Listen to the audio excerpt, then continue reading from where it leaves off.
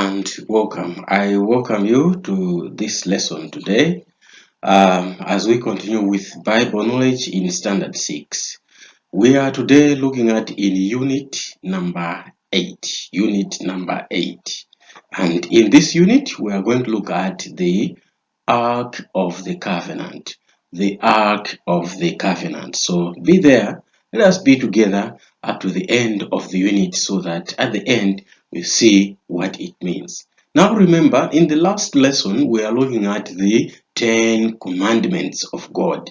We looked at the 10 commandments and their divisions. Remember, we said that they are divided into 2 sections. The first 4, they talk about how man should behave towards God.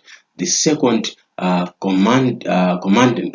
second set of 6 from commandment number 5 to commandment number 10. The 6 commandments, they talk on how man should behave towards a fellow human being. So remember those 10 commandments, memorize them, know them in their order and on how God provided them. We also talked of worship, that the Israelites, they worshipped God when He was with them, gave them the food, gave them whatever they wanted. But when there was trouble, when there was a problem, they left the worship of God. So we looked at those. Today we are going to continue with the Ark of the Covenant. The Ark of the Covenant, this is found on Exodus 25, verse 10 to verse 22. Exodus 25, verse 10 to verse 22. Now, before we proceed, let us watch this small clip that explains about the covenant. So it will talk about the tabernacle, but the covenant itself is what we are going to emphasize on. So let us watch this one as we look at the Ark of the Covenant.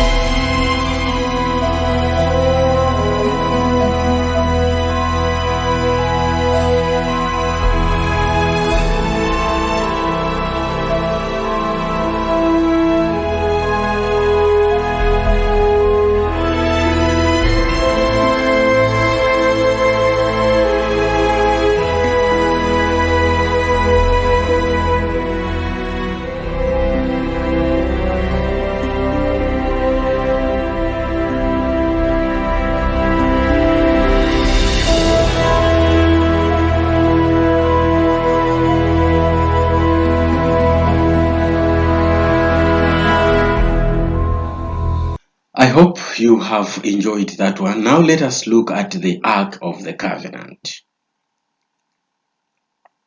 The Ark of the Covenant was a sacred box made of acacia wood.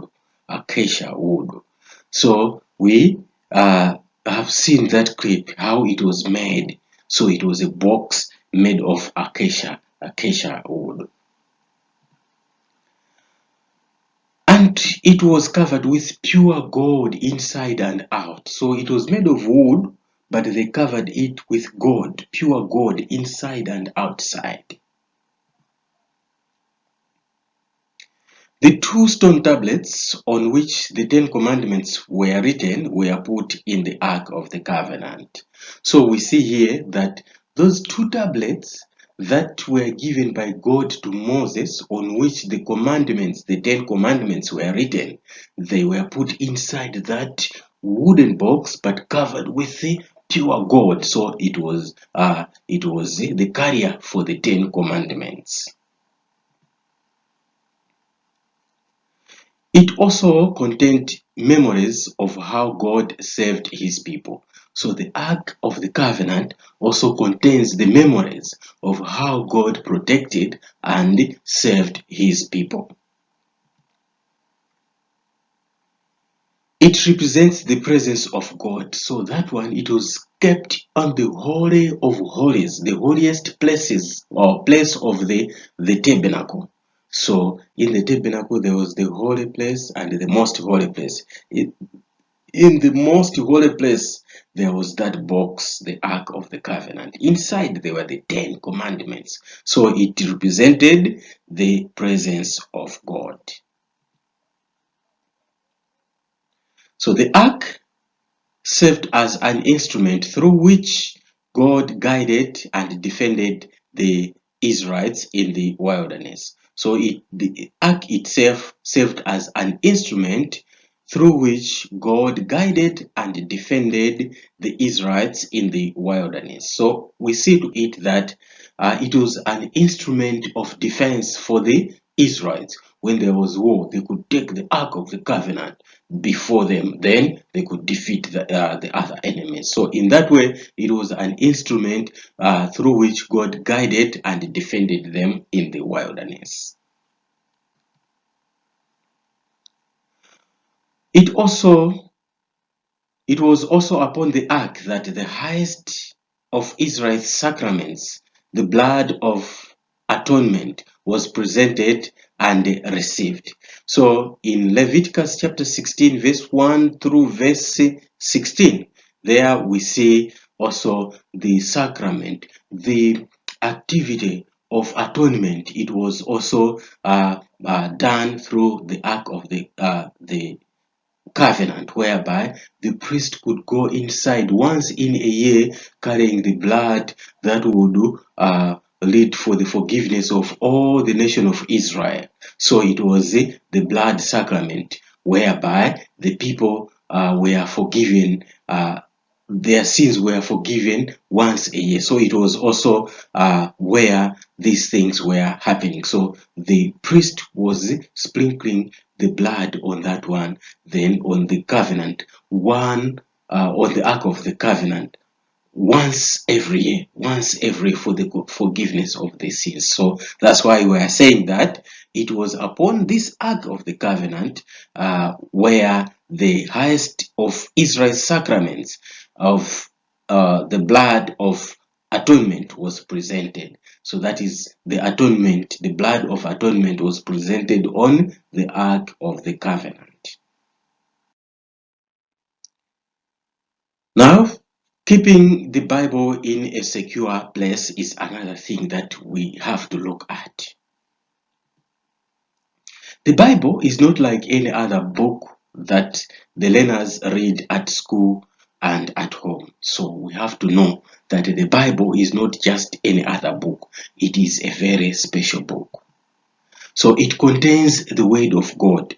So it is not like the geography book, the science book. It is a special book because it contains the word of God. It has the word of God. So it is a very, very special book. So learners need to develop the habit of reading it every day. So yourself, you need to develop the habit of reading the Bible every day. At least read somewhere. Read somewhere because it is the word of God. It is God who is talking. So as a learner, as you go on with your studies, you are now in standard 6, in standard 7, standard 8, you go to secondary school, you go to university. Remember that every time you are a learner, remember to read at least the Bible. Read the Bible because it is a very special book. But as they read it, they need to be aware that they are speaking with God. So when you are reading the Bible, when we read the Bible, you have to know that you are talking or speaking with God. So as you read, remember that you are speaking with God. So it's not just like you are reading a novel, you are reading a storybook. No, it is God who is speaking to you. Every verse that you read in the Bible, know that God is speaking with you. Now, we are saying that the Bible, much as the learners should be speaking to God through the Bible every day, they need to have a secure and separate place to keep it. So the Bible needs to have a very special place to keep it. It needs to have a very special place to keep it. So don't keep it like just any other book.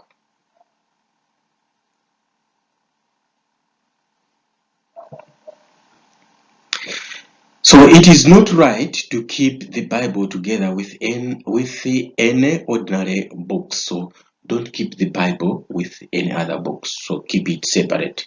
Keep it separate on its own. It has to be there on its own.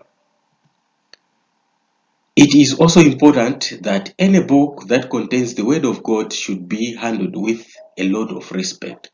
So there are also other books that contain the Word of God. They need also to be kept and to be respected on. So learners receive documents such as tracts and the Bible courses, which have to be cared for and not to be left scattered all over the floor. So there are some other books that we receive, the tracts, the small tracts, where the Word of God is written. You have to keep them safe. You find that the other person is taking those things and using them as wrappers, wrapping tomato, wrapping other things. No, so the Bible and all other books that contain the Word of God, they have to be kept safe. They have to be kept safe in a safe place and cared for or protected for and be respected. Torn Bible pages should be relocated into the book and not left to be used for any household chores such as lighting fire. So there are torn pages from the Bible. Then you use it. This is a torn thing. I throw it away. I use it to light fire. No, put them back. Take care of them. Take care of the pages of all the Bible pages so that they are intact. It is the Word of God. You cannot burn it. Otherwise, it will not be good as well. Because the Word of God, it has to guide you every day, each and every day. Now we have looked at the today's work where we are looking at the Ark of the Covenant and how it was kept and the use of the Ark of the Covenant. We have looked at a lot of things there. So go back if you have not listened or you have missed some of these things. Go back and redo this part and you see that you know them properly. Now here is the exercise. Do it. Mention any three ways of how the Israelites used the Ark of the Covenant. So give the reason why the Bible needs to be handled carefully. Mention two ways how you can safely keep the Bible and other documents containing the Word of God. So do it and present it to your teacher. So it's another good part. We will enjoy it after you have gone through. Then do this work. Then it will be good for you. So next time we are continuing, and in the next time we are going to look at Unit 9, the conflict resolution in the family. Remember, we looked at the causes and effects of conflicts in the family. This time we are going to find the solutions. What are the solutions? How do we solve the conflict in the family? So it's another good unit that we are going to look at. So until next time, let you be there and we shall meet in that lesson. Thank you so much.